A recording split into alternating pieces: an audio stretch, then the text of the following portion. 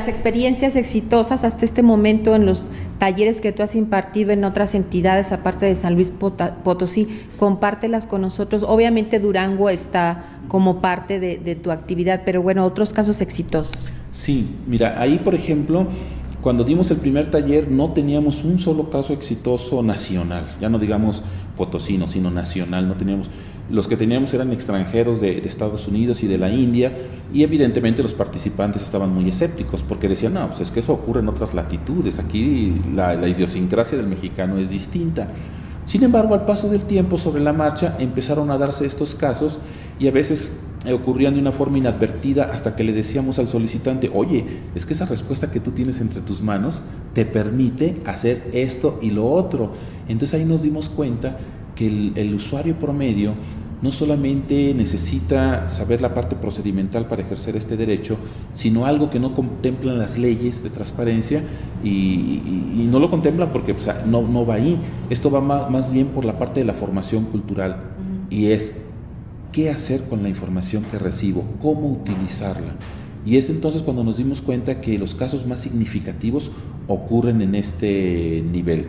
Por ejemplo, en el taller que tuvimos hoy en la mañana aquí en Durango, se pudo hacer gracias a la CETAIP un enlace, una especie de videoconferencia con una protagonista de un caso de éxito de categoría 3, que son los más avanzados, los más complejos que tenemos, en donde ella se opone a una decisión de la autoridad municipal, ¿sí? Una recién egresada de la carrera de Derecho, pasante, con 21 años, ella entonces dice, bueno, ¿por qué la autoridad municipal quiere cambiar el sentido a estas avenidas que nos va a afectar a los vecinos? Porque nuestras calles son privadas, no hay mucha circulación, no hay desfogue y el cambio de circulación nos va a afectar mucho. Correcto. Entonces hay protestas de los vecinos, de un grupo pequeño, y la autoridad empieza a minimizar todo eso como suele ocurrir, son unos cuantos, no les hagan caso, pero de repente el jefe de Vialidad y Seguridad Pública dice que hubo una encuesta con los vecinos y que él no ve por qué protesten si la mayoría estuvo de acuerdo. Después en la prensa también el alcalde lo dice. El alcalde dice, es que esas protestas no tienen sentido porque consultamos, hubo más de 800 entrevistas y la mayoría estuvo de acuerdo. La protagonista del caso se pregunta, ¿cuándo fue la encuesta? ¿Por qué a mí no me consultaron? Y ahí empieza sus solicitudes de información. Pide el estudio de ingeniería vial, de factibilidad vial, la base de datos para la encuesta, las preguntas, las respuestas, los que estuvieron a favor, en contra, la cantidad de personas, el perfil de las personas, todo eso pide por escrito y le empiezan a llover respuestas de distintas áreas de la administración municipal. Bien, varias de esas respuestas coinciden en lo siguiente en la materia medular. La encuesta se inició, pero no se terminó, porque no se liberó el presupuesto, no se contaba con el dinero para terminarla. En consecuencia, dice la misma autoridad, lo poco que se avanzó fue el 10%, no tiene valor estadístico, se desechó. ¿Qué significaba esto? Más allá de las bondades o no del proyecto de cambio vial, significaba algo peor. La autoridad había mentido. El alcalde mintió en la prensa, ¿verdad? Entonces ella, una chica de 21 años, lo demuestra. Correcto. Ahí termina el acceso a la información y no has cambiado nada. Simplemente te quedas con una realidad patética, negativa, que sirve para documentar tu pesimismo, para hacer catarsis y se acabó.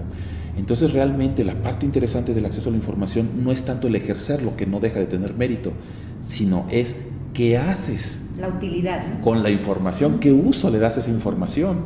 Y ahí es donde vienen los grandes atorones del ciudadano promedio. Le llamamos el río de cocodrilos, no lo atraviesan, mueren en el intento. Bueno, esta chica lo que hace es un reportaje, ¿sí? Ella como abogada hace un reportaje, un compañero lo sube a internet y de internet y lo titula mintió el ayuntamiento, mintió en el caso del par vial. Lo toma el periódico de mayor circulación de la ciudad, lo publica en primera plana y ahí sí, el impacto político, el costo político fue tremendo, fue brutal. Los vecinos se enardecieron más porque dijeron, es que ahora no solo quieren imponer un proyecto en nuestra contra, sino que lo hacen a partir de mentiras. Entonces sí, salieron a protestar. Bueno, entonces sumas varios factores. El acceso a la información, el uso que le da esta chica a la información con su reportaje, el medio de comunicación que lo difunde y la participación ciudadana que bloquearon calles, cruceros momentáneamente, pero entonces todo ese cóctel es lo que derivó en un caso de éxito para ellos. Yo no digo si el proyecto era bueno o malo, simplemente digo que ellos como ciudadanos hicieron valer su derecho a la consulta, no fueron consultados, fue una farsa la consulta. ¿Y cuál es el resultado? Se cancela el proyecto, cuando ya se habían invertido más de 400,000 pesos en cambio de señalética, de semáforos, de vialidades, de pintas, de todo, va para atrás el proyecto.